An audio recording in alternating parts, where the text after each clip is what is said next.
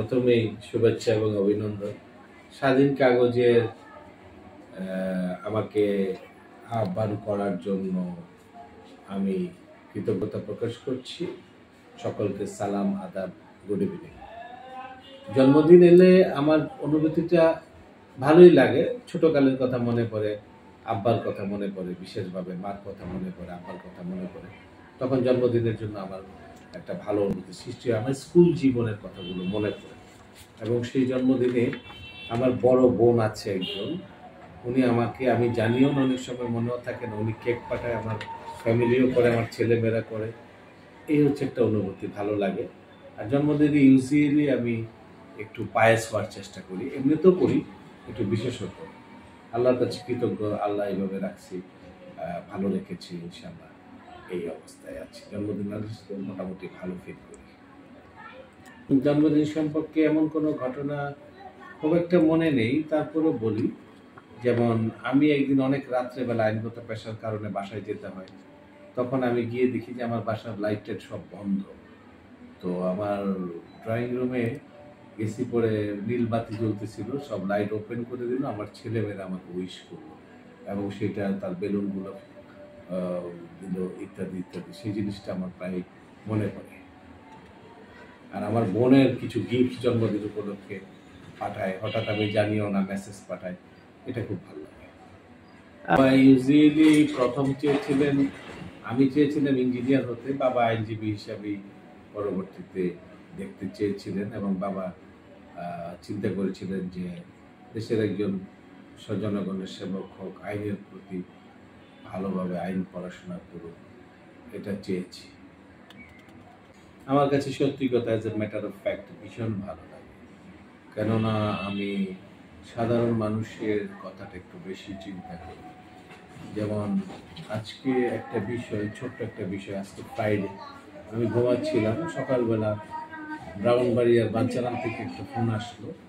সেখানে একটা মামলায় স্ট্যাটাস পায়, মানে ইনজুংশন, নিষেধাজ্ঞা দিয়েছে অপোজিট পার্টিকে, যাতে এখানে ট্রেসপাস বা অনুপ্রবেশ করতে না পারে। তারা করছিল, ওসি সাহেব এবং নলেজে নেওয়ার পরেও সঠিক মতো যাচ্ছিল না।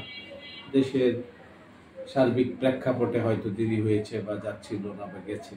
তখন আমি একটা আইনগত পরামর্শ দিই, সেও একজন ভালো আইনজীবী, বড় আইনজীবী।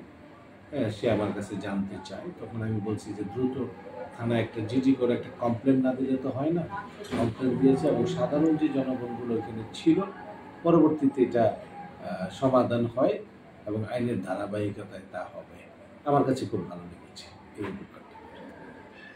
হ্যাঁ, আমি কাজের ক্ষেত্রে হুমকি পেয়েছি, আননোন নাম্বারে ফোন পেয়েছি। যেমন একটা নাম প্রকাশ করেও প্রসঙ্গে বলছি, একটা রিট মামলায় আমি হুমকি পেয়েছি, ডিসপজেস্ট করেছিল ভূমিদস্যুরা। তারপরে আপনার হঠাৎ করে বিভিন্ন আননোন নাম্বার থেকে ফোন আসছিল। আমি বোল্ডনেসভাবে এটাকে ফিল করি এবং ফেস করি এবং পরবর্তীতে আমাদের এই ধরনের সমস্যা হয় নাই। কাজের ক্ষেত্রে আমি, ন্যায়ের ক্ষেত্রে আমি যতটুকু যেতে হয় আমি যাব। মোকাবেলা করতে হয়, এটা সাডেন হয়, কোনো সব প্রিপ্ল্যান করি, কিছুটা চিন্তা ভাবনা করি, ডিসকাশন করি নিজের ক্ষেত্রে। আর পেশাটাও আমার চ্যালেঞ্জিংই পেশা। জি, মামলা পরিচালনার ক্ষেত্রে যিনি আমার কাছে আসবে সে হচ্ছে ক্লায়েন্ট বা মক্কেল, সে বাদীও হতে পারে। আবার যিনি আমার কাছে আসেন কোনো মামলার, তিনি বিবাদীও হতে পারেন। আমি তাকে অনেস্টলি এবং খুব নিজের দায়িত্ব মনে করে তাকে যতটুকু পারি বুঝাই। এবং কোনো লয়ার কোনোদিনই ভাবে না যে এই ক্লায়েন্টটা এটা সেটা। আমি করি, সকল আইনজীবী এটা ভাবে। আমাকে রাত্র 1টায় ফোন দিলেও পাই, 2টায় ফোন দিলেও পাই, সকাল 7টায় ফোন দিলেও পাই। এটা আমার ক্লায়েন্টরা আমাকে বলে এবং আমি এটা স্বাচ্ছন্দ্য বোধ করি। আমার পেশাটাকে আমি পবিত্রভাবে গ্রহণ করেছি। আসলে দেখেন, যখন দায়িত্ব চলে আসে, আর provision of the mind set up, এটা হচ্ছে বড় জিনিস।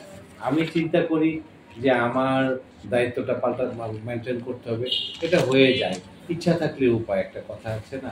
আমি সবসময় একটা জিনিস চিন্তা করি, miles to go before I sleep, and miles to go before I sleep. The wood dark and lovely and deep, but I had promises to keep. Miles to go before I sleep, and miles to go before I sleep. এটা আমার জীবনের একটা পাথেয়। আমার বাবা, আমার আম্মা, এদের কথা আমি মনে করি ইন্সপিরেশন হয়ে আমার স্যারের কথা মনে করে। ধন্যবাদ। পেশায় প্রথম দিনের কথাটা স্মৃতিটা খুব ভালো লাগে, মনে পড়ে। আমার একজন সিনিয়র ছিল, উনি আমাকে বললো যে আজকে প্রথম দিন তোমাকে আমি একটা হার্ট মামলায় নিয়ে যাব। তখন আমার খুব একটু খারাপ লাগতেছিল, পরে ওনার কাছে আমি বলতে, উনি কেন জানি বললো তুমি ভালো করবে, আসো, ভয় পাই না, ভয় পাই না। তখন উনি আমাকে জাজেস কোর্টে বড় একটা মামলা, এটার অপোজিট একজন বিখ্যাত আইনজীবী ছিলেন। হ্যাঁ, তো তিনি বললো যে আমি এই কথাটা বলবো, তুমি এই কথাটা বলবো। তখন আমি স্যারকে বললাম যে স্যার আমি, বললো যে হ্যাঁ তুমি এখান থেকে একটু পড়ো। আমি কি করলাম, যখন সময় আসছিল, যেহেতু সিরিয়াল আসছিল না, তখন আমি পুরোটাই পড়লাম। তো স্যার এটা ইয়ে করলো, পরবর্তীতে আমি, স্যার বললো যে এবার তুমি বলো, বললো যে সে আমাকে অ্যাসিস্ট করবে, ইউর অনার কি। পরে আমি এটা পড়ে আমি খুব আনন্দ ফিল করলাম। সেদিন আমাকে স্যার একটা ছোট্ট ফিস দিয়েছে, এই ফিসটা আমার পাত্রও ছিল এবং এটা আমি অনেকদিন রেখে দিয়েছি, সে আমল, আজকের থেকে 30 ইয়ার্স আগে। আইন আদালত হচ্ছে নাগরিকের অধিকারের একটা প্রতিফলন বা এটার রূপ দিয়ে থাকে। নাগরিক অধিকারের বাইরে কোনো আদালত কাজ করেছে আমার মনে হয় না। নাগরিক অধিকারটা অবশ্যই আদালতের মাধ্যমে প্রতিষ্ঠা হয়ে থাকে, যেটা যে বিভিন্ন বিভিন্ন আইনের ফোরাম হইতে পারে এবং বিভিন্ন রিট মামলায় হতে পারে বা বিভিন্ন ক্ষেত্রে হতে পারে। তবে নাগরিক অধিকারটা অবশ্যই মৌলিক অধিকার, ফান্ডামেন্টাল আর্টিকেল 102 ইউজুয়ালি আমরা এটা মেনটেন করে থাকি বা সকল আইনজীবী করে, বা এটা জানি, সকলেই জানে যে মৌলিক অধিকারটা নাগরিক অধিকারটার ক্ষেত্রে একই অবস্থা বা একই বিষয়ে বিবেচিত হয়। কি ধন্যবাদ। আমি এই ব্যাপারে খুব অপটিমিস্টিক এবং বেশ প্রিফার দিচ্ছি তরুণ আইনজীবীদেরকে, যারা বুঝতে চায় না তাদের কাছে আমি বোঝাতে চাই তারা যেন আমাকে ইউজুয়ালি আসে, এবং তরুণ আইনজীবীদের একটা ওয়ার্কশপ করা দরকার। প্রতি সপ্তাহে একদিন হইলেও 1 ঘন্টা 2 ঘন্টা বসা উচিত, যা যার কোশ্চেন আছে ওয়ার্কশপ করা যেতে পারে, প্রশিক্ষণ দেওয়া যেতে পারে, এবং তারা যেন একজন সিনিয়রকে সময় দেয়। আইন পেশার শর্টকাট কোনো ওয়ে নাই, এই পেশায় শিখতে হবে, পড়তে হবে। আপনাকে ফার্স্ট শেষ কথা, আপনি পড়তে হবে এবং পড়তে হবে, আইনের বই পড়তে হবে, তাহলে তরুণ আইনজীবীরা ভালো করবে। এবং তরুণ আইনজীবীদের জন্য এটা খুব বেস্ট একটা সুযোগ এবং সময়। একটু কষ্ট আছে, পরে খুব ভালো। আমার মনে হয় প্রত্যেকটা আইনজীবীকে আমি এই আহ্বান করবো, তরুণ আইনজীবীদেরকে। তাদের হতাশ হওয়া যাবে না, প্রথম হতাশ হয় কিন্তু হতাশ হওয়া যাবে না, এটা তারা ইনশাল্লাহ একসময় সাকসেস হবেই। বর্তমান সরকার তো অনেক দিনের লালিত একটি স্বপ্ন, এবং নতুন করে দেশের প্রেক্ষাপটে নতুন সরকার আসলো। আমার কাছে সবচেয়ে ভালো লাগছে যে তরুণ যে ছাত্ররা, আমাদের প্রিয় ছাত্র, আমাদের অনেকেই এজেস বা অনেকেই বড় বড় লোক কিছু করতে পারে না, তারা করে দেখিয়েছে। আমি আশা করি, আশাবাদী, বর্তমান সরকারের এই ছাত্র নেতৃত্ব খুব ভালো করবে এবং সুন্দর করবে। তবে তাদেরকে সকলের সহযোগিতা করতে হবে, সকলের সহযোগিতা করতে, এবং তারা এই রাজনীতি বা সরকারের অংশ হিসাবে বা সরকারকে অ্যাসিস্ট করার জন্য যে ভূমিকা রাখছে তা অত্যন্ত গর্বিত এবং খুব সুন্দর। এবং তাদেরকে পড়াশোনাও চালিয়ে যেতে হবে এবং তাদের প্রত্যেকটি কাজই প্রশংসনীয়। তবে তাদের একটা জিনিস চিন্তা করতে হবে যে তাদের ভার্জ নলেজের জন্য যেমন পড়াশোনাও দরকার, অভিজ্ঞতারও প্রয়োজন রয়েছে। সেই লক্ষ্যে তারা ভালোই করছে এবং আগামীতে ভালো করবে।